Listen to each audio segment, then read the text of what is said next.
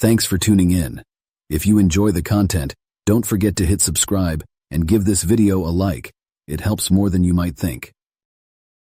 On November 5, 1949, in Wandsworth, London, a 31-year-old single mother named Sophie was declared missing when she did not show up at her workplace and at her home for days. After about a week, she was found huddled in a corner under a bridge, her body trembling uncontrollably. She was shoeless, and her clothes were bloodied and tattered. Deep cuts and welts marred her face and wrists, as if she'd been severely beaten. The people who found her asked her how she got there and where she had been, but she didn't respond. They took her to the hospital. After a few days, she was finally out of shock but still couldn't speak. The police gave her a pen and paper, on which she wrote down the terrifying details of what had happened to her and where she had been all those days. This is the story she told the chief inspector. "I didn't eat or drink anything for days. The only thing that kept me going was the thought of my son. I have lived in the city for 3 years. I moved to Wandsworth to stay with my sister when my son was only a toddler. Fitting in was quite easy because the neighborhood was friendly. Not too long, I was able to secure a job at a diner in another neighborhood to be able to save up and get a place of my own. I did morning and night shifts, but I mostly took the night shifts because the pay was much higher than the normal day shift. A few weeks after my commencement of work, I can still remember that it was particularly cold that evening. I had just finished my night shift at the local diner and was making my way home when I noticed a man standing by the bus stop. It had already started raining by then, and so the road was empty. He seemed friendly enough, and I was always wary of walking alone at night. "Need a lift?" he asked. At first I hesitated, but the rain was starting to come down harder, and I didn't want to get soaked. So I agreed, and he led me to his car. As we drove, he talked casually about the weather in the city, and I felt relieved about how calmly he talked. I gave him directions to my street, and he dropped me right in front of my apartment. But before I got out of the car, I asked him what his name was. He told me it was Evans and mentioned that he lived just a few streets away. I thanked him for his kind gesture and hurried out of the car as it was still raining. Just as I got to the door of my apartment, my son and my sister came out to welcome me. But before I walked inside, I turned to find Evans still there. He hadn't gone yet. I waved at him and shouted a good night, but I'm not sure if he heard me because he only waved back. Then he turned his car and drove away. The next morning, I was still in bed when my sister came to tell me that someone was at the door looking for me. At that moment, my mind was blank as to who it was because I didn't know many people in the neighborhood, and so I didn't expect anyone to visit that morning. I walked out of bed and answered the door. It was Evans. He stood there with a smile across his lips. I didn't particularly know how to feel about his presence, but I smiled back because he was a kind man. He greeted me and apologized for coming unannounced. Then he said that he was passing through and thought to stop by and ask if I needed a ride to work. I smiled at him and told him that I mostly do night shifts because I do other jobs during the day. He wanted to leave, but then I told him that if he wasn't in a hurry, maybe he could come in for tea. He agreed, but before we had tea, my son walked out. Evans saw him and immediately bonded with him. It just happened so fast, but I loved that they bonded. Evans asked if he was my kid, and I told him that he was. He asked about my past relationships, and I told him everything, including the part about my first husband and how we got separated. Evans made it easy for me to talk. It was like we had known each other for years.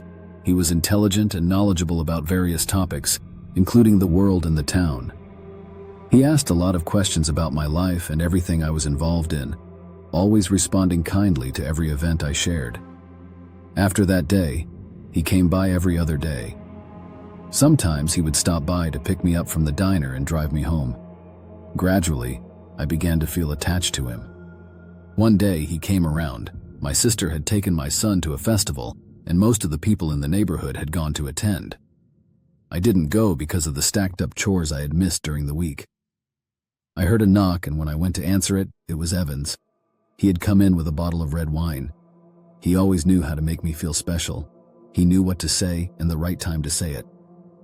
I could almost say that he was perfect. We shared the wine. It was one of the best that I had tasted. Evans began asking his questions, but this time, I told him I'd prefer to ask the questions since I knew so little about him. He agreed, and I asked about his life events, He told me that he had fought in the war and said a lot of things about focusing on his life now. Then, he told me he had a gift for me. He pulled out a bracelet from his pocket and handed it to me. It was beautiful. It had roses printed on the steel. It was something that I could have kept for myself, but then I just couldn't. It didn't feel right that I was collecting something from a man who I didn't have any romantic relationship with, and I wasn't sure that I would. When he gave me the bracelet, I admired it for a while and then I gave it back. He frowned and asked why I gave it back. These were his exact words. "Why do you give it back? I want you to have it."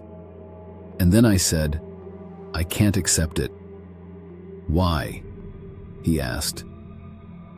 "It feels a bit weird accepting a gift from you. But we've been talking for weeks." "I know. I don't want to give you the wrong impression," I said. I remember how loud he had laughed that day. And then he told me, "You aren't giving me the wrong impression. We are friends and I want to keep it that way. Besides, I'm married and I love my wife." I didn't know how exactly those words made me feel, but I was completely relieved. I was happy that we were on the same page. That day we talked mostly about him. He told me about his wife and her desire to have kids, but it's been a bit hard for them to conceive. I felt sorry for them for not having kids. Evan spoke so much about his wife. It showed how much he loved her. Talking about Evan's wife made me feel more comfortable around him. That day I told him that I would love to visit him sometime. He agreed and said that his wife would love that. But everything changed when Evans didn't visit for a long time. Somehow I was worried. But I couldn't go see him because I didn't know where exactly he lived. So I just waited and hoped that one day he would show up. But he didn't. I waited a few more weeks, but still, there was no sign of him. My mind gradually began to accept the fact that he wasn't going to show up again. At that time, news began circulating about several cases of women going missing. First, there was a report of 2 women who were never found, and then one of the female teachers at the preschool was also declared missing. She was last seen leaving the school and heading home, but she never arrived. Since then, no one had seen or heard from her. After that, the reports of missing persons stopped. There were rumors that one of the missing women had been spotted in another town, but this was never confirmed.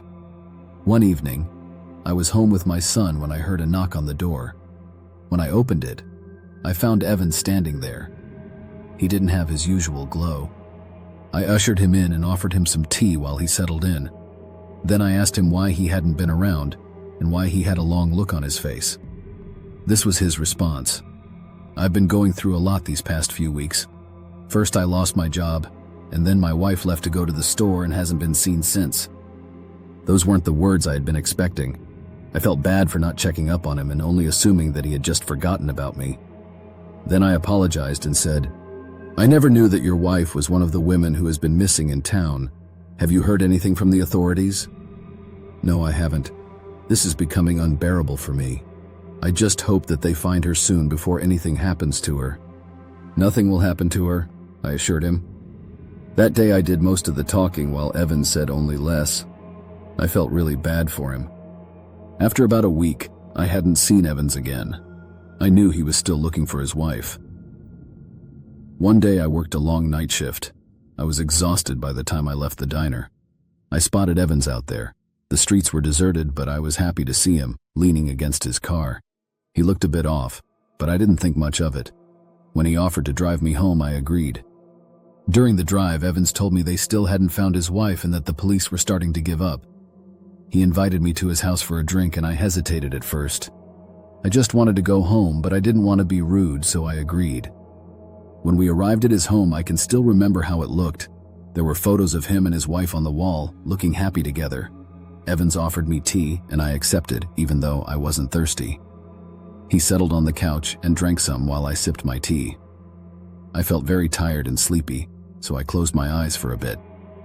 Suddenly, I heard a knock at the door. Evans went to answer it, and that was the last thing I remember.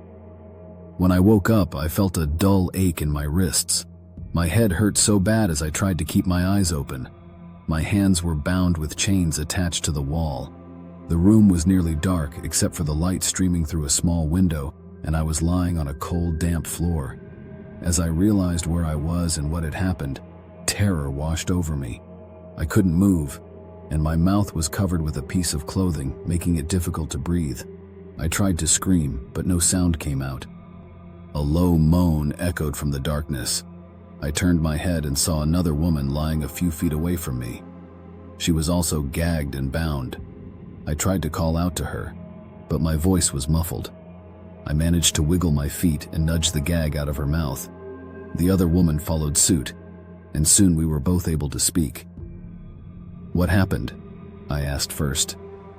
"I was at a friend's house," she replied. "He offered me tea, and the next thing I knew, I was here." "Evans?" I asked her. "Yes, that's his name." "How long have you known him?" "A couple of months," she answered. That was exactly how long I had known Evans. It didn't make sense why I was in chains in a basement with a woman who had the same experience as me. I just kept asking questions. Nothing made sense. Her voice was trembling, and I could hear the fear in it. I tried to calm her down. "We'll be okay," I said. "We just have to find a way out." We spent the next few days in the basement with no food or water. Our lips were cracked and dry, and we were starting to feel weak. One evening, we heard a noise at the top of the stairs. I remember hearing the basement door open. Then I saw Evans walking down the stairs carrying a bag. I still didn't understand why he was doing this or why he had locked us up in his basement. When he looked at me, I saw a different man from the one I had known for months. I tried to speak, but my voice was weak. "You're not supposed to take out your gags," he said, his voice filled with so much anger. He pulled a pipe out of the bag and began hitting us, and we both screamed in pain. I begged him to stop, but he continued. Blood dripped from every part of my body, and the pain felt unbearable. All I wanted was for him to stop. We wailed and cried. It was horrific. Then he finally stopped and walked over to the other lady, who was nearly unconscious. He yanked her up by her hair. I thought he might just leave us for that day, but his next words shattered that hope. "We're going to play a game. I'm going to unchain you and you have to run. I'll count to 10, and if you're still here, I'll shoot you with this." He pulled a crossbow from the sack and pointed it at us.